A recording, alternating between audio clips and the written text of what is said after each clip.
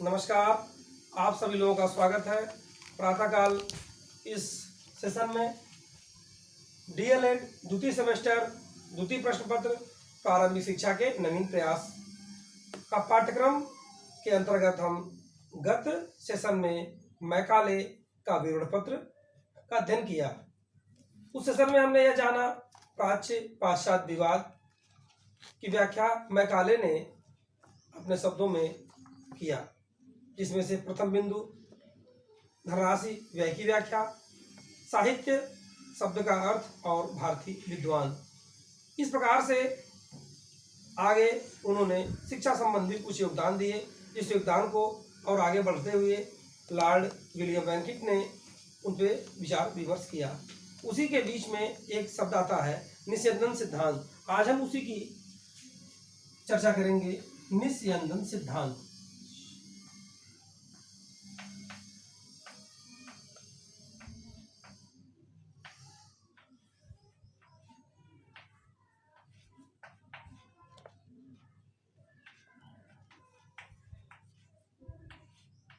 निस्यंदन सिद्धांत है क्या, किस प्रकार से यह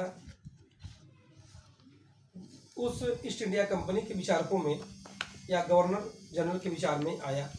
इसकी शुरुआत सर्वप्रथम ईसाई मिशनरियों ने किया। 1792-93 के आसपास धर्म प्रचार की अनुमति के माध्यम से कि धर्म प्रचार अगर करेंगे तो उच्च वर्ग में धर्म जाएगा, तो निम्न वर्ग में धर्म अपने आप पहुंचेगा। उसके बाद 1823 में बंबई प्रांत के काउंसिल सदस्य रहे वार्डन ने इसकी सहमति दी। उन्होंने कहा कि सभी लोगों को निम्न शिक्षा देने से अच्छा है उच्च लोगों को उच्च शिक्षा दिया जाए, अर्थात कुछ लोगों को उच्च शिक्षा दिया जाए। उच्च वर्गों को मतलब कुछ लोग।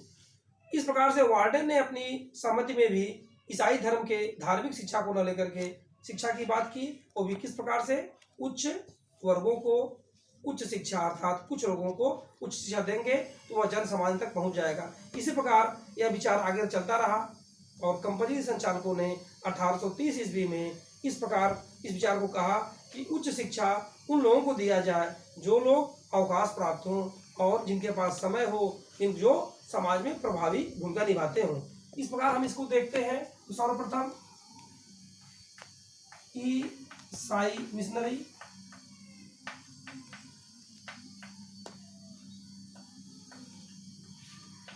द्वितीय देखते हैं वार्डन महोदय, तृतीय आती है बात कंपनी संचालक, कंपनी संचालक के द्वारा।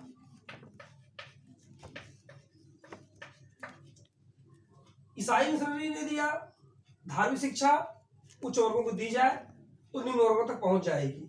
वार्डन ने क्या कहा, ये सदस्य थे, उन्होंने क्या कहा कि सर्व समान को शिक्षा देने से अच्छा है कि उच्च वर्गों को उच्च कोटि की शिक्षा दिया जाए तो वह अपने आप निम्न वर्गों तक आ जाएगा। वहीं कंपनी के संचालक महोदय ने यह विचार दिया कि शिक्षा उन लोगों को दिया जाए जिनके पास अवकाश यानी समय हो। दूसरा पॉइंट, वो प्रभावशाली हो। इसी क्रम में जब मैकाले का विवरण पत्र प्रस्तुत हुआ तो मैकाले ने इस चीज को अपने शब्दों में कहा कि शिक्षा हम उनको दें कि यह शिक्षा अपने आप विचारवाह का काम करे और उच्च वर्ग से निम्न वर्ग तक ये चली जाएगी। उपयुक्त विचार से एक स्पष्ट सिद्धांत बनकर आया जिसे निस्यंदन सिद्धांत के नाम से जाना गया। निस्यंदन सिद्धांत को हम दूसरे रूपों में कह सकते हैं छलना सिद्धांत। छलना सिद्धांत का तात्पर्य है क्षण क्षण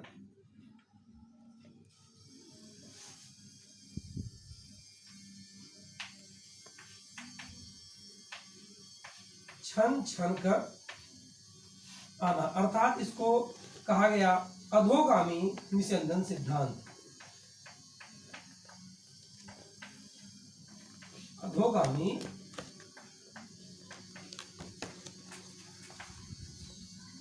निस्यंदन सिद्धांत।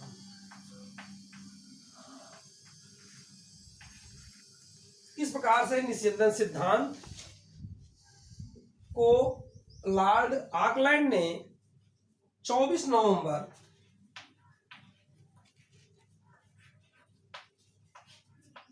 1839 की शिक्षा नीति में शामिल किया और लिखा, सरकार के प्रयास समाज के उच्च वर्ग के लिए उच्च शिक्षा का प्रसार करने तक है। अर्थात इन्होंने मिशनरियों से लेकर के मैकाले तक के विचारों का अध्ययन किया और अध्ययन करने के उपरांत 24 नवंबर 1839 को शिक्षा नीति में समाज के उच्च वर्ग के लिए, व्यक्तियों के लिए उच्च वर्ग की शिक्षा,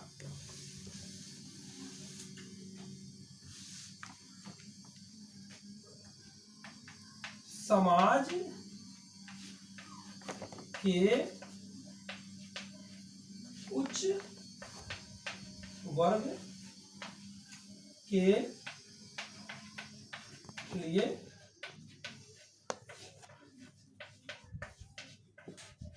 उच्च वर्ग की शिक्षा।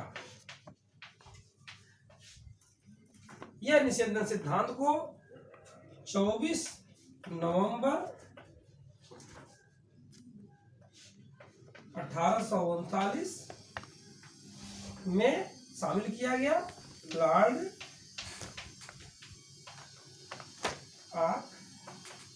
आकलैंड द्वारा।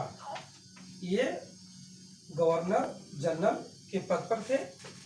इसके बाद जो है, अभी हमने देखा लॉर्ड आकलैंड ने जब शिक्षा नीति में उसको शामिल किया, तो लॉर्ड आकलैंड का योगदान की चर्चा करते हैं।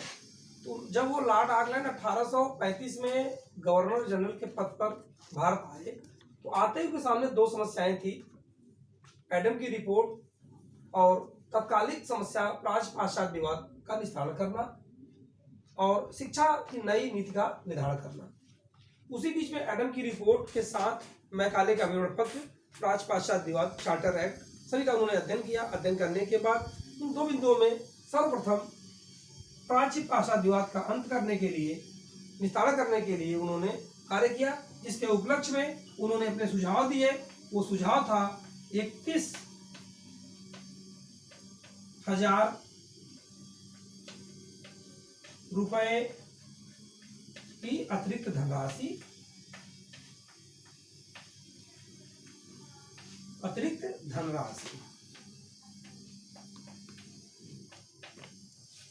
प्राच्य शिक्षा और साहित्य पर।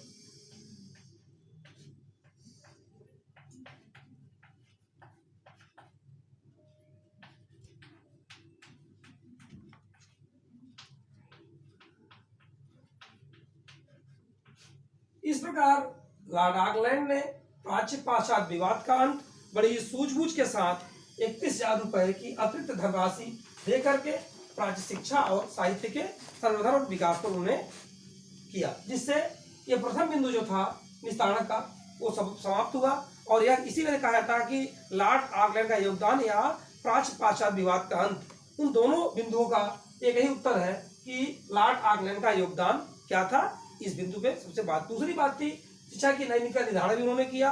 नई शिक्षा की नीति में जब उन्होंने 31,000 रुपए की अतिरिक्त धनराशि प्राच्य शिक्षा पर व्यय किया, उसी समय पाश्चात्य शिक्षा पे भी उन्होंने 1 लाख रुपए का अतिरिक्त अनुदान दिया। इसके साथ ही साथ प्राच्य शिक्षा के समर्थकों को और अधिक संतुष्ट करने के लिए उन्होंने कुछ अन्य घोषणाएं भी की। उन अन्य घोषणाओं में प्रथम घोषणा थी प्राच्य विद्यालयों को यथावत चलने दिया जाए तथा उसके अनुदान को भी न रोका जाए। दूसरी बात थी प्राच्य विद्यालयों में पढ़ाने वाले अध्यापकों को एक सम्मानजनक वेतन दिया जाए। और तीसरी, प्राच्य विद्यालयों में पढ़ने वाले छात्रों को 25% अतिरिक्त 25% एक तरह से कहने 25% की छात्रवृत्ति, यानी 25% छात्रों को छात्रवृत्ति अवश्य रूप से दिया जाए। और चौथी बात थी जो अभी आपने यहाँ देखा 31,000 रुपए का अतिरिक्त व्यय करने का प्रावधान, वो भी किस पे, प्राच्य शिक्षा के विकास पर। प्रतिवर्ष यह राशि दी जाए।